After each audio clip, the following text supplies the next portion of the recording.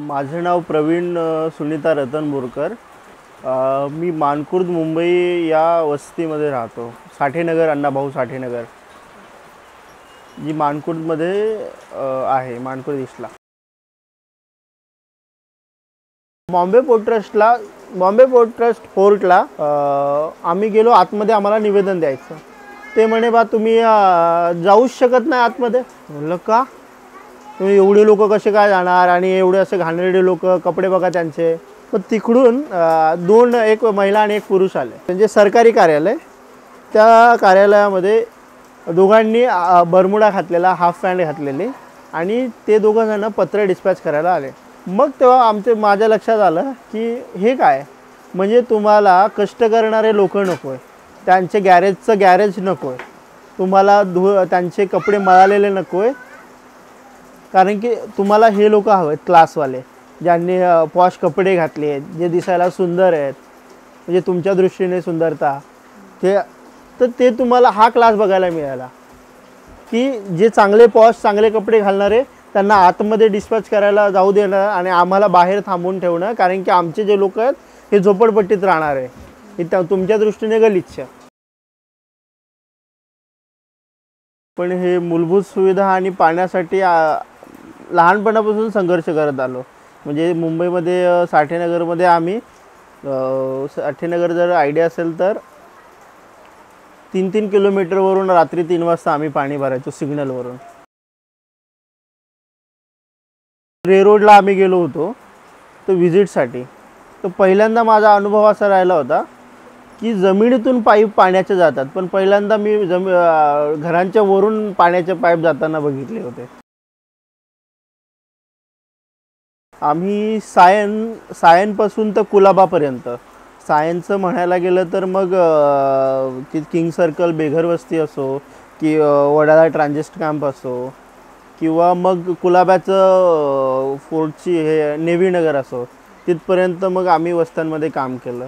अशा तकरीबन आमच्याकडे 7 वॉर्ड होते। तर एक ई वॉर्डमध्ये कौला बंदर नावाची वस्ती। कौला बंदरमध्ये आम्ही जेव्हा अर्ज भरायला गेलो तर तिथे एक राष्ट्रवादीचे विभाग प्रमुख आला। मग ते म्हणतात की तुम्ही कोण आहे इथे हे करणारे? राष्ट्रवादी गेल्यानंतर परत शिवसेनेचे आले नगरसेवकाची माणसं, की तुम्ही कशाला इथे फॉर्म भरताय, कोण आहेत तुम्ही, असं अजून एक आलं। तर अशा बऱ्याच पावलावर आम्हाला तिथे राजकारणी लोक, दलाल लोक भेटले। हा 50 लाख एवढी दलाली त्या वस्तीमध्ये होते, आणि त्या दलालीच्या विरोधात आपण उभे आहोत, आणि त्या सगळ्या राजनैतिक लोकांच्या विरोधात आपण उभे आहोत, लोकांना त्यांच्या हक्कांना अधिकाराचं जाणीव करून देतोय।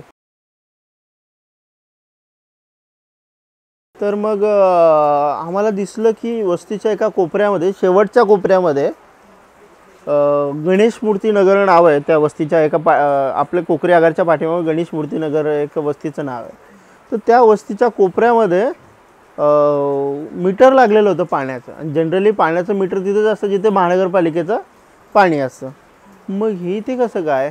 मग आम्ही चौकशी केल्यावर एक महेंद्र शिंदे म्हणून नावाचा व्यक्ती होता, त्याने सांगितलं की हो माझ्याकडे आहे कायदेशीरपणे कनेक्शन, आणि आम्ही पाणी करतो, म्हणजे पाणी घेतो, बिल भरतो।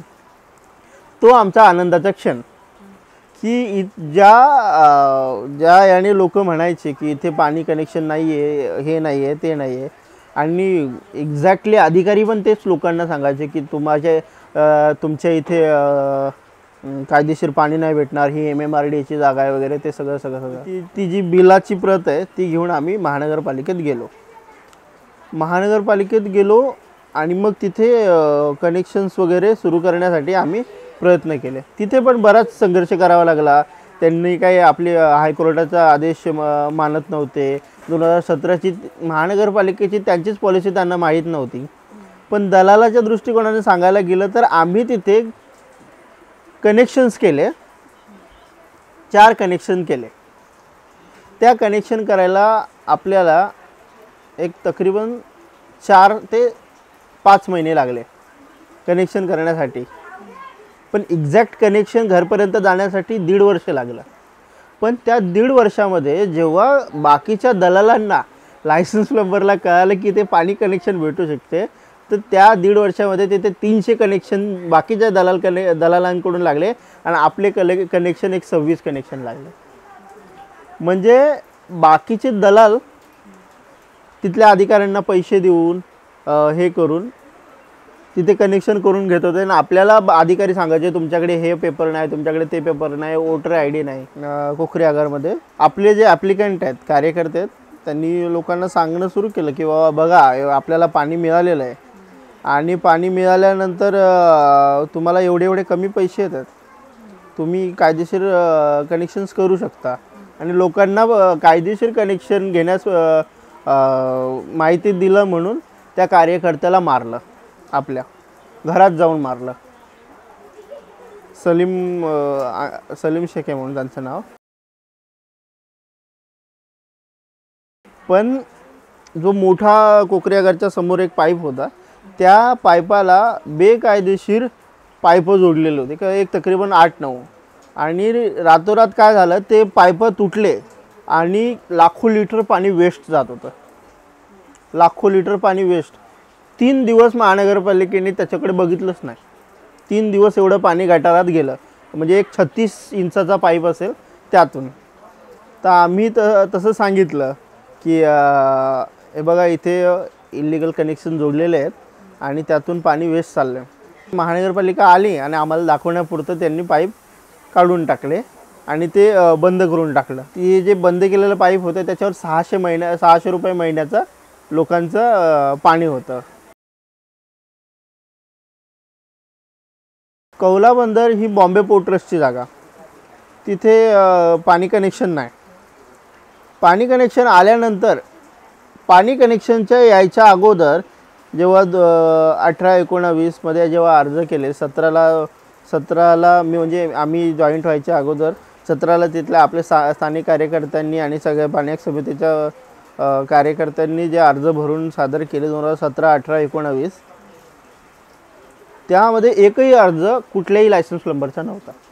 एकही अर्ज अदर लायसन्स प्लंबरचा नव्हता. फक्त आणि फक्त पाणी समितीचे लायसन्स प्लंबर त्यांचा होता. तर त्यांना ज्या पद्धतीने आम्ही सांगितलं होतं की जर तुम्ही आज ह्या NOCवर काम केलं नाही आणि कनेक्शन देण्यासाठी काही प्रक्रिया पुढे केली नाही, तर आज 60 येत उद्या 600 लोक तुमच्या दारात येतील. दुसऱ्या दिवशी बरोबर फाईल पुढे गेली.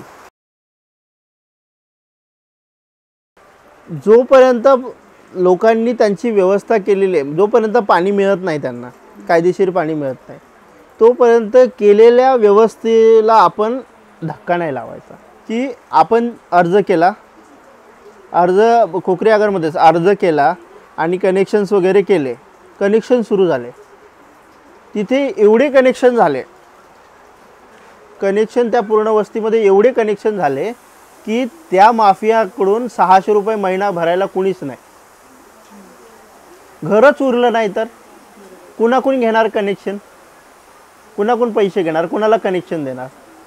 अशा प्रकारे लोकांनी कायदेशीर नळ कनेक्शन घेऊन तिथला माफिया संपवला. लोकांना आयडिया नाही की आपला माफिया संपलेला आहे तिथला. ज्यांचं हातावर पोट आहे, 200 रुपये रोजाने जे जातात, ज्यांनी 650 5 जणांनी मिळून महानगरपालिकेची हे भरली आहे, ते लोक कसे काय अधिकाऱ्यांची जायचे पैसे देणार. आणि ही कोणची हे कायदेशीर ही पद्धत आहेच नाही ना, मग कसं काय घेणार. मग मीटिंग मिनिट्समध्ये ही गोष्ट आली की F नॉर्थमध्ये जे अधिकाऱ्यांनी हे केलं आहे तर त्यांनी स्वखर्चाने व्हिजिटला जायला पाहिजे. न ऐकणारे अधिकारी होते, तसे ऐकणारे पण होते. जसं जर मी अगोदर कोकरे आगारचं सांगतो तर मेघारे म्हणून अधिकारी सब इंजिनियर होते. जेव्हा आपल्याला कुणी तिथे नवीन म्हणजे अनुभव नसल्यामुळे, वॉर्डात कुणी ओळखीचं नसल्यामुळे की फाईल कशी भरायची, पुढे कनेक्शन्स कसं घ्यायचं, किंवा कुठे कोणत्या ड्रेनेज डिपार्टमेंटच्या सह्या घ्यायच्या, तर त्यांनी अक्षरशः त्या अधिकाऱ्यांनी आपल्याबरोबर आलेत, कुठून सह्या घ्यायच्या ते दाखवलेत. तर असे अधिकारी आपल्याला आरगडे सरांसारखे अधिकारी, तवाडिया सरांसारखे अधिकारी, जल अभियंता, म्हणजे मोठ्या लेवलचे आपल्याला सपोर्ट मिळाला. फुटपाथचे अर्ज भरले आणि फुटपाथला पाणी द्यायचं नाही हे तर म्हणजे कायदेशीर बाबच आहे, त्यांनी कायदेशीर नियम आहे. विजिटला आले तर पहिले म्हणतात हे फुटपाथ आहे, इथे आम्ही देऊ शकत नाही. आणि पुढे गेलो तर ते म्हणे कुठे आहे तुमची दुसरी वस्ती आहे. म्हटलं आम्ही पुढे आहे. ते म्हणते अजून पुढे, हे पुढे. तर त्यांना म्हटलं की हे तर मुंबई पोर्ट ट्रस्टची लँड आहे. आम्ही बोललो हो हां आहे, NOC तर दिली नाही बॉम्बे पोर्ट ट्रस्टने. नाही म्हणे इथे आम्ही कनेक्शन देऊ नाही शकत, इथे जाळं नाही, नेटवर्क जाळं नाही. हां, त्यामध्ये एक गडबड अशी झाली आहे की यांनी पत्र पण दिलं की ही बॉम्बे पोर्ट ट्रस्टची जागा आहे आणि इथे पाणी याचं नळ कनेक्शनचं जाळं नाही आहे, त्यामुळे आम्ही तुम्हाला कनेक्शन देऊ शकत नाही, आम्ही आपले अर्ज रद्द करतो. तर मग आपण त्या पत्राला घेऊन उपजल अभियंत्यांनी EEला फोन केला, वॉर्डच्या EEला, आणि त्यांना म्हणे की महानगरपालिका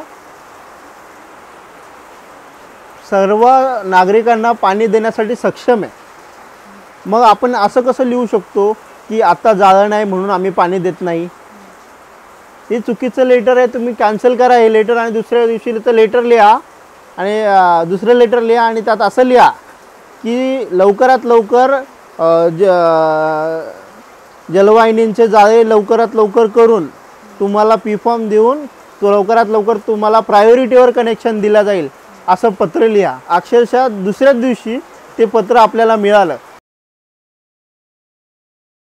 आणि मी एक साधारण कार्यकर्ता म्हणून पाणी हक्क समितीचा कार्यकर्ता, आणि आज जर मी बघायला गेलं तर मी माझ्याकडे जशी संघटनेने जबाबदारी दिली आहे की मी पूर्ण पाणी हक्क समितीचा संघटन सांभाळण्याची किंवा तिथल्या काही गोष्टींचे निर्णय घेण्याची जी जबाबदारी माझ्याकडे आलेली आहे ती मला इंडिव्हिज्युअल लेवलला खूप म्हणजे असं खूप मलाच प्रेरणादायी आहे की मी हा एका प्लॅटफॉर्मपासून मी ह्या प्लॅटफॉर्मपर्यंत जसा पोचलो ते मला खूप आवडतं.